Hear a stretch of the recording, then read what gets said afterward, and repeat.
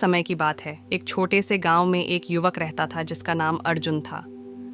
अर्जुन एक दयालु और शुद्ध आत्मा था, लेकिन वह अक्सर अपने भीतर एक गहरी उदासी और खालीपन महसूस करता था।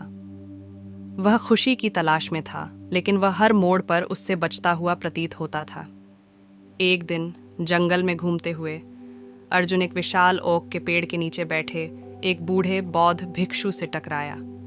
भिक्षु की आंखों में ज्ञान और करुणा भरी थी। वह भिक्षु के पास गया और पूछा, गुरुजी, मैं खुशी कैसे पा सकता हूँ? भिक्षु ने मुस्कुराते हुए जवाब दिया, खुशी कोई ऐसी चीज़ नहीं है जिसे तुम पा सकते हो।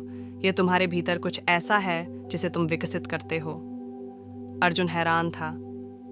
लेकिन मैं खुशी कैसे विकसित करूं? उसने पूछा। भिक्षु ने समझाया कि सच्ची खुशी भीतर से आती है। एक सकारात्मक मानसिकता, करुणा का अभ्यास करना और स्वयं और अपने आसपास की दुनिया के साथ सामंजस्य में रहना। इस कहानी को सुनो, तुम्हें सब समझ आ जाएगा। एक शांत गांव में आंतरिक भय से बोझ एक युवक समाधान की तलाश में बुद्ध भिक्षुओं के समूह के पास गया। अपनी चिंताओं से निराश होकर उसने विनती की, गुरुदेव, एक ऐसा कार्य सुझाए जो वास्तव में मेरे भीतर के भय को समाप्त कर सके। भय पर विजय पाने की कुंजी एक ऐसे कार्य में है जो वह सौंपेगा। हालांकि आशंकित होने के बावजूद युवक ने अनिच्छा से सहमति व्यक्त की और अपना सर्वश्रेष्ठ प्रयास करने का वादा किया। सौंपे गए कार्य के साथ घर लौटकर उसने घबराहट में अपने माता पिता को अपने इरादों के बारे में बताया। उसे आश्चर्य हुआ। उन्होंने न केवल उसका समर्थन किया बल्कि वित्तीय सहायता भी दी। अपनी प्रारंभिक अनिच्छा के बावजूद उसने केवल उतना ही स्वीकार किया जो उसे आवश्यक लगा। दृढ़ संकल्प से भरे वह भिक्षुओं के पास वापस लौटा, अतिरिक्त धन लौट आया और उत्सुकता से प्रतीक्षित समाधान की तलाश की। भिक्षु ने जानकार मुस्कान के साथ एक और कार्य प्रस्तावित किया, यह चेतावनी देते हुए कि इसकी पूर्ति मांगी गई समाधान को प्रकट करने के लिए एक शर्त है। इस्तीफा देने के बाद भी दृढ़ संकल्प के साथ युवक ने भिक्षुओं के पास फिर से प्रवेश किया। अपनी नई प्रतिबद्धता के बारे में एक चंचल अंदाज में बातचीत की। इस कार्य में अपने पिता को उधार दिया गया धन वापस करना शामिल था। साथ ही जरूरत पड़ने पर इसे वापस लेने का वादा भी किया गया था। अपनी प्रारंभिक शर्मिंदगी पर काबू पाकर उसने अपने पिता का सामना किया, जिन्होंने अप्रत्याशित समझ और प्रोत्साहन के साथ जवाब दिया। इस पारिवारिक समर्थन से उत्साहित होकर युवक बौद्ध भिक्षु के पास लौटा, अपने आंतरिक उथल पुथल के समाधान के प्रकटीकरण की प्रत्याशा में। भिक्षु अभी भी अशांत नहीं दिख रहा है। एक साधारण मूर्ति से जुड़ा एक अंतिम कार्य प्रस्तुत किया। समाधान प्राप्त करने के लिए युवक को बाजार में मूर्ति बेचनी थी और 100 सोनी सिक्के प्राप्त करने थे। मूर्ति के मूल्य पर संदेह करते हुए उसने सवाल किया कि इतनी रकम कौन देगा। बिगड़े बिना भिक्षु ने कार्य को पूरा करने की परिवर्तनकारी शक्ति पर जोर दिया और युवक को धीरे धीरे अपने डर का सामना करने के लिए प्रोत्साहित किया। हलचल भरे बाजार में युवक को प्रतीत होता है कि साधारण मूर्ति के लिए खरीदारों को आकर्षित करने में कठिनाई हुई। हालांकि उसने अपने भीतर साहस पाया कि वह साहसपूर्वक दावा करे कि मूर्ति किसी भी समस्या को हल कर सकती है। आश्चर्यजनक रूप से रुचि जग गई और प्रस्तावों की भरमार हो गई। भिक्षु के पास लौटकर युवक ने नए साहस और कार्य में आंशिक सफलता के लिए आभार व्यक्त किया। भिक्षु ने एक शांत मुस्कान के साथ स्पष्ट किया कि युवक ने भय का सामना करके और अपने विचारों को स्पष्ट रूप से व्यक्त करके अपनी समस्या का समाधान कर लिया है। भिक्षु ने आगे कहा, भय एक प्राकृतिक मानवीय भावना है। सभी लोग कभी न कभी डरते हैं, लेकिन भय को नियंत्रित करने के तरीके सीखना महत्वपूर्ण है। जब हम अपने डर का सामना करते हैं तो हम उन्हें कमजोर करते हैं। युवक ने कहा, मैं समझता हूँ, मैं अब अपने डर को कमजोर करने के लिए कड़ी मेहनत करूंगा। भिक्षु ने कहा, यह एक लंबी और चुनौतीपूर्ण यात्रा हो सकती है, लेकिन यदि आप दृढ़ रहें तो आप सफल होंगे। युवक ने भिक्षु को धन्यवाद दिया और अपने गांव लौट गया। वह अपने नए ज्ञान और कौशल को लागू करने के लिए उत्सुक था। वह अपने डर का सामना करने के लिए छोटे छोटे कदम उठाने लगा। धीरे धीरे युवक ने अपने डर पर काबू पाना शुरू कर दिया। वह अधिक आत्मविश्वास महसूस करने लगा। वह अपने जीवन में नए अवसरों का सामना करने के लिए तैयार महसूस करने लगा।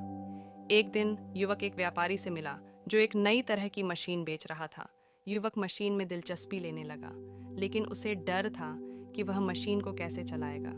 युवक ने अपने डर का सामना करने का फैसला किया। उसने व्यापारी से मशीन कैसे चलानी है ये सीखने के लिए कहा। व्यापारी ने युवक को मशीन चलाना सिखाया।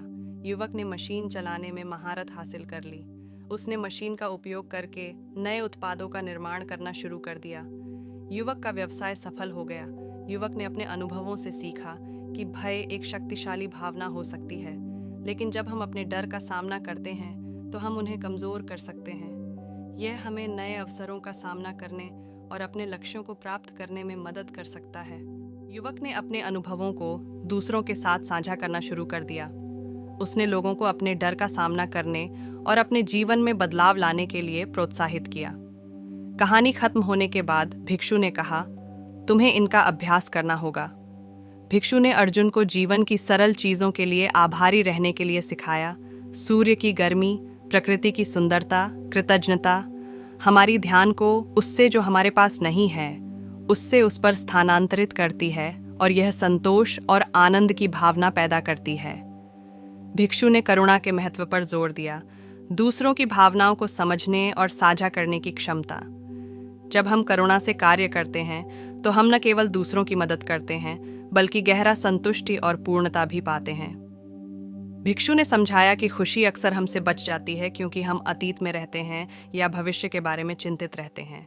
इसके बजाय उन्होंने अर्जुन को वर्तमान क्षण पर ध्यान केंद्रित करने के लिए प्रोत्साहित किया। अच्छे समय का आनंद लें और बुरे समय से सीखें। भिक्षु ने अर्जुन को सभी चीज़ों की अस्थायीता को स्वीकार करने के लिए सिखाया कि कुछ भी हमेशा के लिए नहीं रहता है।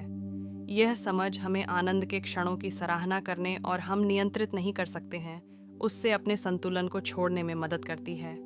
भिक्षु ने स्वयं और दूसरों के प्रति दया की शक्ति पर जोर दिया। जब हम दया से कार्य करते हैं तो हम सकारात्मकता की एक लहर पैदा करते हैं जिससे दुनिया एक अधिक दयालु और देखभाल करने वाली जगह बन जाती है। अर्जुन ने भिक्षु के शब्दों को ध्यान से सुना और उसके भीतर एक उम्मीद की चिंगारी प्रज्वलित हुई। उसने महसूस किया कि खुशी कुछ ऐसी नहीं है जिसे बाहरी चीज़ों में पाया जा सकता है, बल्कि आत्मखोज और व्यक्तिगत विकास का एक यात्रा है। वह अपने गांव लौटा, दृढ़ संकल्प के साथ भिक्षु के उपदेशों को अमल में लाने का। उसने कृतज्ञता का अभ्यास शुरू किया, हर दिन आशीर्वाद की सराहना करने के लिए समय निकाला। उसने दूसरों के प्रति दयालुता भी शुरू की, ज़रूरतमंदों की मदद की और ध्यान से उनकी लड़ाइयों को सुना। अर्जुन ने पाया कि जैसे जैसे वह वर्तमान क्षण पर ध्यान केंद्रित करता गया, उसकी चिंताओं और समस्याएं धीरे धीरे गायब होना शुरू हो गई। उसने महसूस किया कि वह अधिक खुश और संतोषजनक महसूस कर रहा है। एक दिन अर्जुन को एक भिखारी मिला जो भूखा और ठंडा था। वह ठंड से कांप रहा था। अर्जुन ने भिखारी को कुछ पैसे और भोजन दिया। भिखारी ने अर्जुन को धन्यवाद दिया और कहा, तुमने मेरी मदद करके मेरा दिन बना दिया है। अर्जुन ने भिखारी के शब्दों को सुनकर खुशी महसूस की। उसने महसूस किया कि वह दूसरों की मदद करके भी खुशी पा सकता है। अर्जुन ने भिक्षु के उपदेशों को अपने जीवन में लागू करना जारी रखा। उसने अपने भय का सामना करना सीखा और उसने अपनी क्षमताओं पर विश्वास करना शुरू किया। वह एक अधिक पूर्ण और संतोषजनक जीवन जी रहा था। एक दिन अर्जुन एक युवा व्यक्ति से मिला जो भय और असुरक्षा से पीड़ित था। अर्जुन ने उस युवा व्यक्ति को अपने अनुभवों के बारे में बताया और उसे भिक्षु के उपदेशों का पालन करने के लिए प्रोत्साहित किया। युवा व्यक्ति ने अर्जुन की सलाह पर अमल किया और वह धीरे धीरे अपने भय पर विजय पाना शुरू कर दिया। वह अधिक आत्मविश्वास और दृढ़ संकल्प महसूस करने लगा। युवा व्यक्ति ने अर्जुन को धन्यवाद दिया और कहा, तुमने मुझे मेरा जीवन बदलने में मदद की है। अर्जुन खुश था कि वह दूसरों की मदद करने में सक्षम था। उसने महसूस किया कि वह अपने जीवन का उद्देश्य खोज चुका है। अर्जुन एक प्रेरणा बन गया और लोगों को अपने भय पर विजय पाने और अपने सपनों को पूरा करने में मदद की। वह एक कहानी बन गया जो दूसरों को प्रेरित करती है। खुशी एक यात्रा है, न कि एक गंतव्य। यह आत्मखोज और व्यक्तिगत विकास के माध्यम से आता है। जब हम अपने भय का सामना करते हैं और दूसरों की मदद करते हैं तो हम खुशी और पूर्णता पा सकते हैं। अगर आपको यह वीडियो पसंद आया हो तो कृपया इसे लाइक करें और सब्सक्राइब करें। और यदि आपके कोई सवाल या सुझाव हैं तो कृपया हमें कमेंट में बताएं। नमो बुद्धाय।